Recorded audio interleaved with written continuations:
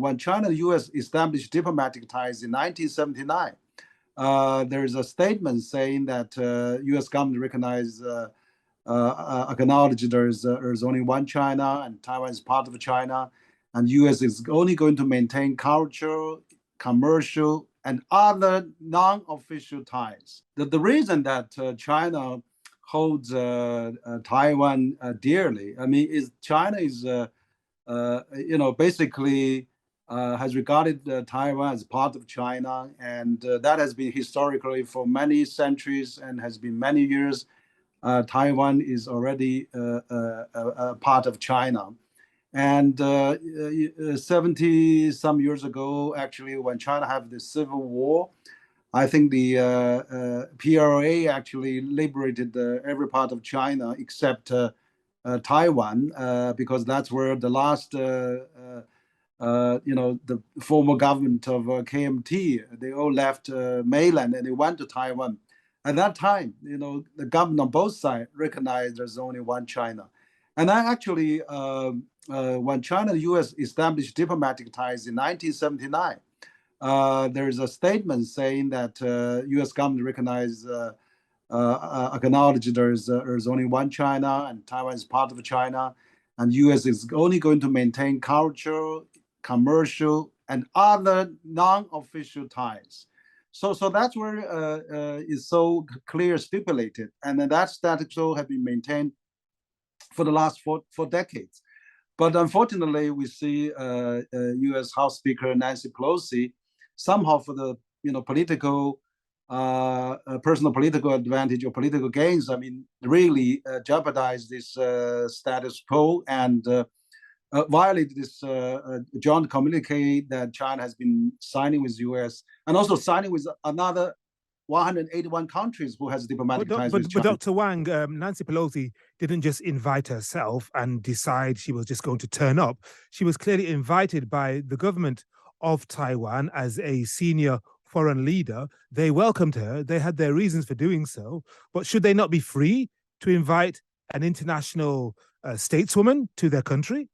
I think that Taiwan has the right to invite any countries that has diplomatic ties with Taiwan. I mean, there are probably a dozen countries like that. They often have that kind of visit, and also they invite other non-government officials, people, senior people, different think tank people, or former statesmen. They did many times already, but very rare to probably not very often happen is to invite very senior top ranking official. Like this case, Nancy Pelosi is regarded as the third most highest ranking official in the United States, next to the president and vice president.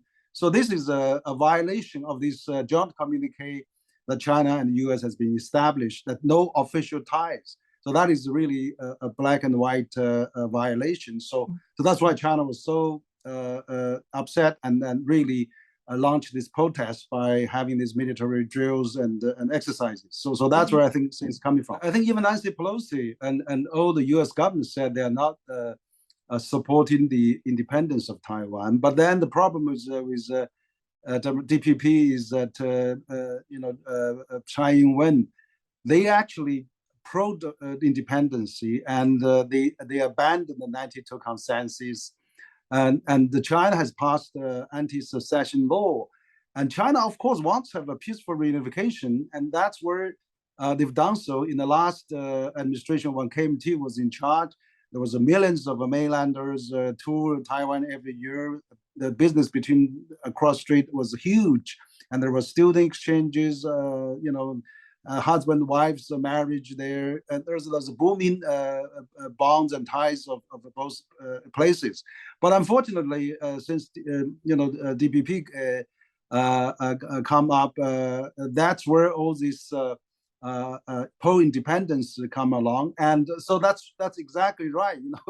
Ms. Tsai knows that China and the U.S. has this official joint communique. She still violates that. She still invites senior highest ranking official without this diplomatic relations to do that.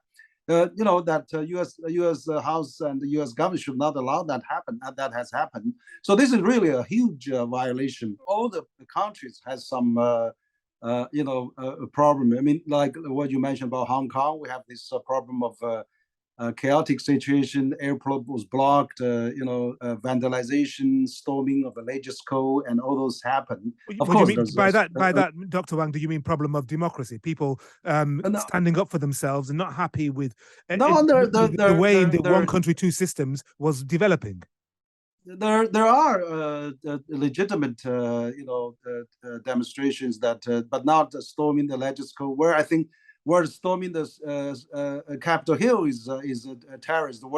Where storming the Hong Kong Legisco is a democratic hero. That double standard cannot be really displayed. So I think now Hong Kong is under stable condition, and economics are back, starting to booming again. Stock market is back. Everything is stable. You feel very secure now. You walk in the street of Hong Kong. So I think Hong Kong is doing fine. Hong Kong will be fine now from now on. You say it'll be fine, but Hong Kong is losing a lot of very talented people. They're going to the UK, to Canada, or to Taiwan, all these other countries. Surely you want to keep these bright people, these young people, these people who celebrate education, business, freedom. You want them in Hong Kong. You want them in China. They absolutely. Yeah, you're right. Hong Kong definitely wants that. Hong Kong is still attracting talents, and they make an announcement. They're going to recruit more people.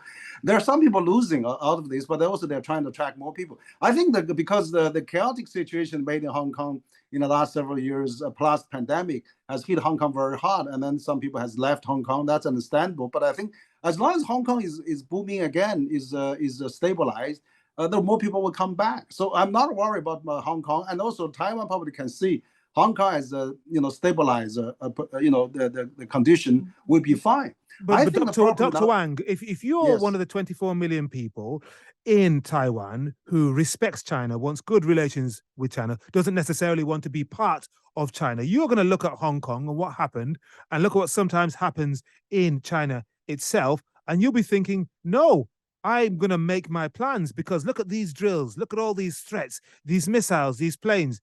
I'm going to make plans to go to Britain, to Canada, to Japan, somewhere else. If China continues to do this, then people in Taiwan are going to say, no way do we want to be part of I think there's Henry, I think there's a lot of people are thinking from different angles and from looking at the different pictures. But the problem is that Taiwan is always a part of China. No government can afford to lose an inedible part of Chinese territory. So if the territorial integrity and the sovereignty of Ukraine will be respected with such a violent war going on, I mean, why not China cannot? Hang on a minute, the Chinese government, Henry, the Chinese government hasn't supported Ukraine, which is trying to defend its territorial integrity. It supported Russia rather than Ukraine. No. I think the Chinese government has taken a very strong position, saying many times the territorial integrity and sovereignty of Ukraine should be respected. China has actually provided humanitarian aid, and China actually going to provide more humanitarian aid to Ukraine. And China has always said that they stand by Ukraine's sovereignty and territorial integrity. They don't favor that war, actually. No, they don't. So does the government of President Xi Jinping, would it like the Russians, would it like his great ally, Russia and President Putin, to actually withdraw and sue for peace? Is that what the Chinese government Yes, I mean, China has...